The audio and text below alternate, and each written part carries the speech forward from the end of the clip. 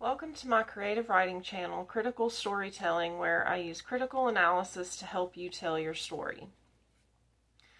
In the past videos, I've gone over literary devices, critical analysis, and in this one, I'm going to give an overview of those, and then also choosing sources is an important aspect of the writing process. So for the literary devices that we've looked at, the first was the framed narrative, then the dramatic monologue, but most importantly, we've been looking at the poem as a literary device.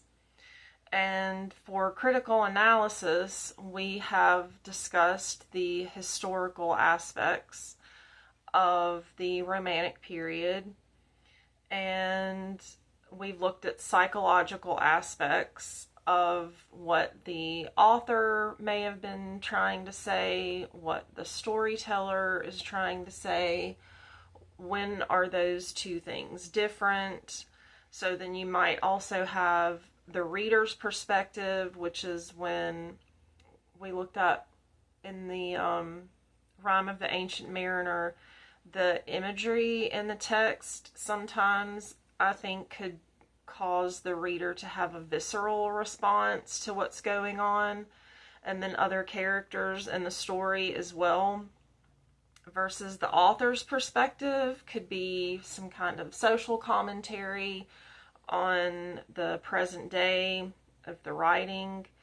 Another aspect of critical analysis, and there are many, could be looking at the text and what it actually says, and the authenticity of the primary text is critical here versus a secondary source, what someone else is saying about the text. And they're both important when you're trying to get a background for creative writing, but we don't want to confuse the two.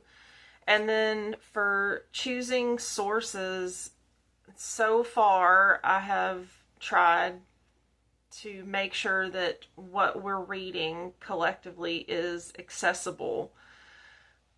So the primary text that I've chosen was Rime of the Ancient Mariner because I know there are many copies of it online. You want to make sure, I discussed authenticity. The secondary source, the critical aspect of any secondary sources that you want to help you understand a primary text is reliability. And then the third source that you want to have available is reference material. And that could be, well, for me, number one, it's a dictionary. But it's also, like I said, with secondary sources, you can have anthologies, textbooks, encyclopedias. So for the remainder of the videos, I would like for people to have access to a dictionary that they like, an anthology, like a textbook from an English composition class. There are poetry websites available for all of the works that I'm going to be looking at are in the public domain.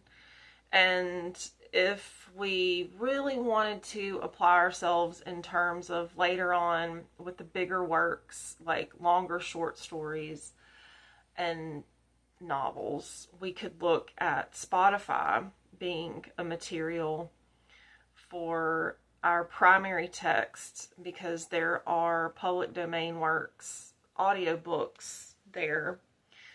And so finally, the purpose of the channel is for you to start writing. It's an